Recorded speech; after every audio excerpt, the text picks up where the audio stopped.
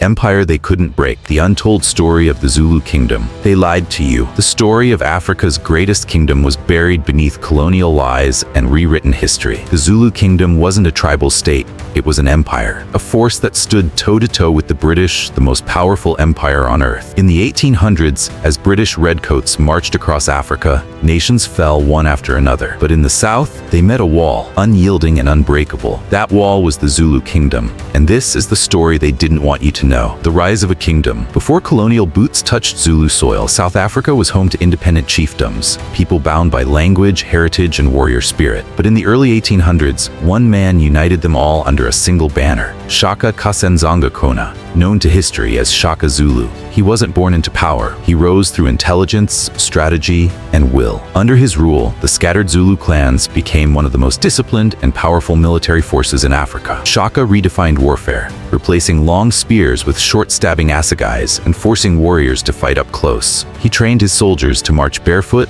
to run silently, to strike fast, and never retreat. In just a few years, Shaka turned a small chieftaincy into a nation that commanded fear and respect. The Zulu Kingdom had arrived. The Zulu army wasn't just powerful, it was organized and disciplined. Warriors trained year-round in regiments called impi, each bound by loyalty and strategy. Every battle was unity in motion. Their famous horns of the buffalo formation was brilliant. The chest attacked head-on, the horns surrounded the enemy, and the loins waited as reserve. When the Zulu army moved, it was like a storm, swift, precise, and devastating. They didn't need cannons or rifles. Their strength was discipline, unity, and a belief that their land was sacred, never to be sold or surrendered. The British had guns, the Zulu had heart. The empire meets its match. By the mid-1800s, the British Empire ruled most of Africa, from Cairo to Cape Town. When they turned toward the Zulu Kingdom, they expected an easy victory. They were wrong. In 1879, during the Anglo-Zulu War, British troops invaded, confident and heavily armed. But on January 22, 1879, at Isandlwana, 20,000 Zulu warriors met them head-on and crushed them. Over 1,300 British soldiers fell that day. Their banners were captured, their pride shattered.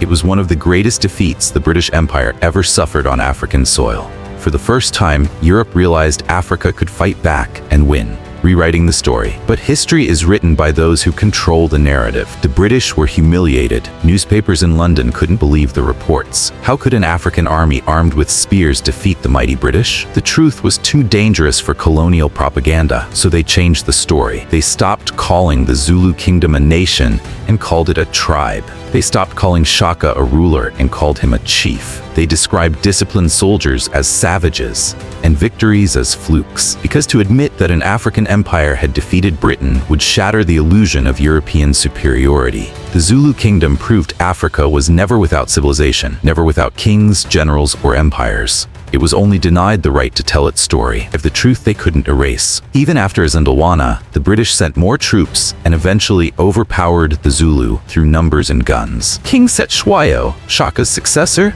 was captured and exiled. The kingdom was divided, but never destroyed. The Zulu spirit could not be conquered. It lived on in songs, traditions, and the pride of a people who refused to forget. Even in defeat, their courage forced the British to respect what they couldn't destroy. The empire that had swallowed nations found its hardest battle in southern Africa. Why it matters today? Why does this story matter? Because the way history is told shapes how we see ourselves. For centuries, Africa's story was told through colonial eyes, edited, distorted, rewritten. They wanted the world to see Africa as primitive and dependent. But the Zulu Kingdom proved the opposite. Africa was powerful, organized, and intelligent long before Europe arrived. When the British marched into Zululand, they didn't face tribes. They faced a kingdom built on unity, courage, and vision. That truth still challenges the narratives of power today. The legacy of the unbroken. The Zulu Kingdom didn't vanish, it evolved. Its legacy still runs deep in South Africa. The descendants of those warriors still carry the pride of their ancestors. Every dance, every drumbeat, every ceremonial spear reminds the world that the empire they tried to erase still lives in spirit. Because history isn't just written in books, it's carried in memory, in blood, and in identity. They lied to you. The Zulu Kingdom was never a tribe. It was an empire. They called it savage because it refused to kneel. They erased its victories because it defied the empire that ruled the world. But your ancestors didn't just survive colonialism. They resisted it. They made the British bleed for every mile they took. You come from a people who stood against the most powerful empire of their time and made it think twice before marching further. The Zulu Kingdom wasn't just history. It was defiance, unity, and power. The empire they couldn't break. If you believe these stories deserve to be heard, share this video, subscribe, and help keep this history alive, because the truth isn't lost. It's been waiting to be remembered.